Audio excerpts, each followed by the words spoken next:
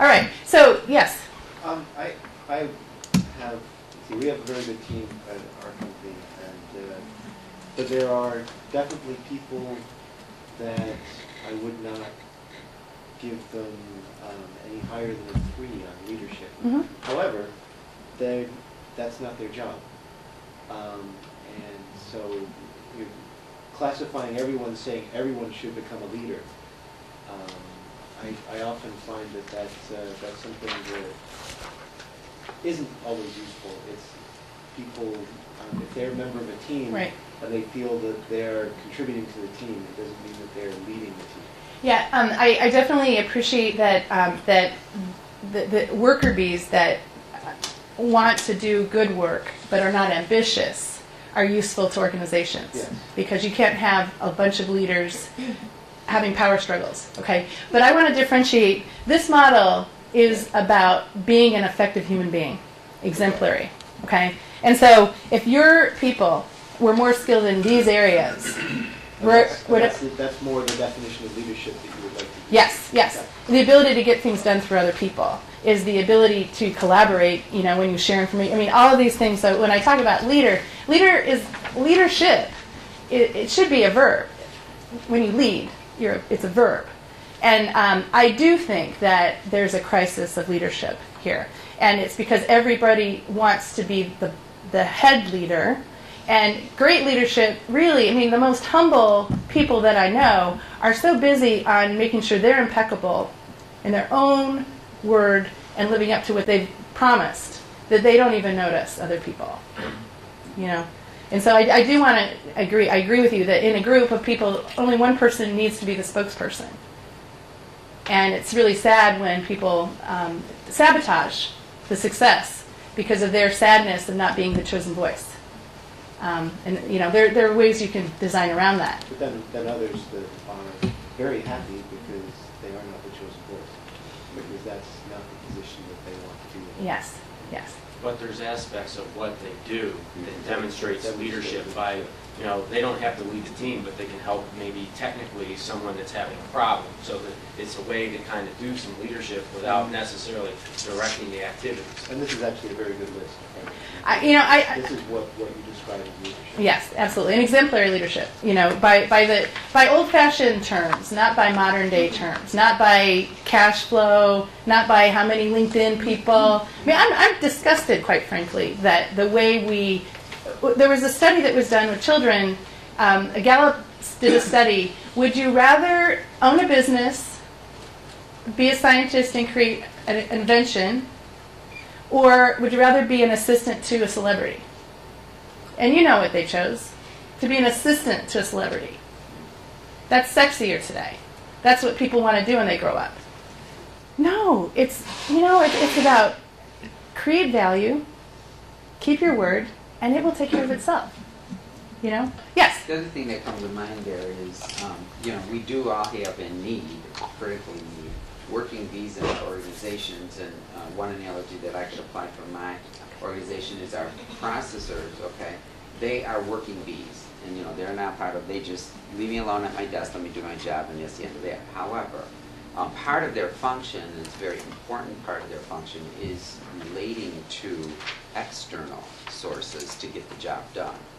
So if my processors aren't relating well to the attorneys, to the bankers, etc., who are part of getting a deal completed, if they don't have a good relationship and leadership skills and making things happen, then it falls down. So they may not be leaders at all. May just be little wallflowers within your organization and knows what they have to do and sticks to the task. But they need to lead what they do in order to make their little function happen. And so it's really important to encourage them along those lines. Yeah. And make sure you get good people. This quote, I long to accomplish great and noble tasks, but it's my chief duty to accomplish humble tasks as though they were great and noble, I think is a great statement in terms of really honoring that even if we're not where we think we should be, that it's really important to do good work in the moment. But I'm going to change my thinking right now with that slide right now for you. Okay, my experience is that when you're as successful as you are in this room, that you underestimate what you've accomplished. And I think that what gets difficult is that if you don't take acknowledgement of what you've accomplished, it makes it hard to appreciate other people and their accomplishments. Because you have to have something before you can give it away. And so you have to have appreciation of your accomplishments before you can even better appreciate people around you. Okay? So unfortunately, I have to go back to the room because I want to show you something.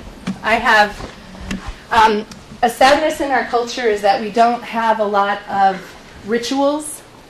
And I've studied some anthropology and really enjoyed studying some African cultures.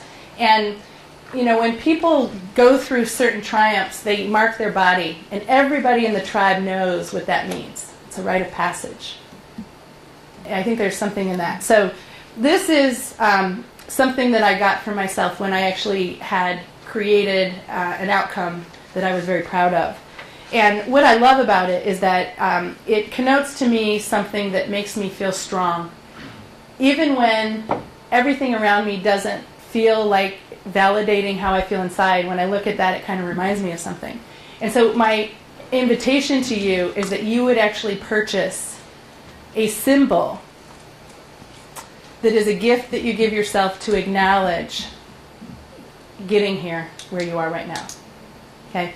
I have no comprehension of what you've had to go through in order to be here at this table, to be as accomplished and successful as you are. And I really would like to ask you to be thoughtful to yourself and say, you know, when I'm going into territory where there's more ambiguity than I've ever had before, I want you to find your anchor, your personal anchor.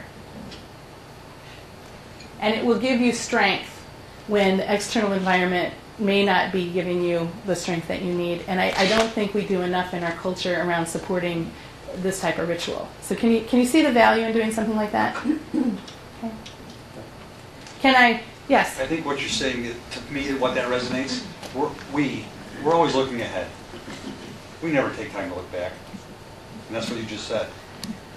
Take time to look back and value it. I think here's the goal. I think leaders, because I know everyone in this room is a leader, and by my terms, not by leading terms, but by the terms exemplary. And I think what we forget to do is we're so progressive that what we forget to do is to build strength, rest, recuperate, and enjoy the view. Build strength, rest, recuperate, enjoy the view. Okay? Now, I know a lot of people that are doing this. They're flatlining it, right? But you, in your own way, are creating another type of atrophy. Okay? You are, one, probably not as thoughtful of all the different steps it takes to accomplish certain things, because you don't think that way, you don't give yourself the ability to see this, as well as you are what I call living in the gap. Wherever you are on here, you benchmark yourself relative to there, not relative to where you come from. Okay? And I don't want you, when I know where we're going. We're going in places that we don't know what's going to happen. We don't know what's going to happen with the economy. We don't know what's going to happen with the government. We don't know what's going to happen with our employees. Our employees are scared. Or, you know, and I was like, wow, man, you know what? It doesn't matter, because you are you. And you're going to make it. And you can have more fun making it when you create an anchor for yourself. And start saying, cool, you know what? I'm going to build for a little bit, then I'm going to jazz around. And, you know, and then build your organizations this way too. Okay? So, I don't want you to, oh, man, that was a good idea. No, man, do it. Do it. By the end of March, find something. It could be cufflinks. It could be a tie. It could be a glass figurine. It could be a picture. Okay? I don't care what it is. But it has to be physical. Our subconscious mind operates with imagery. And so we need it to be physical. Is that cool? It's nice when someone asks you what that means to you. It's on your desk or something like that. Yeah. What's that little thing mean? Oh, yeah. That's what the fun part is. Yeah. Well, you tell them about it. Yeah, you can explain it. Mm-hmm. Yeah. Patty, you can get a tattoo.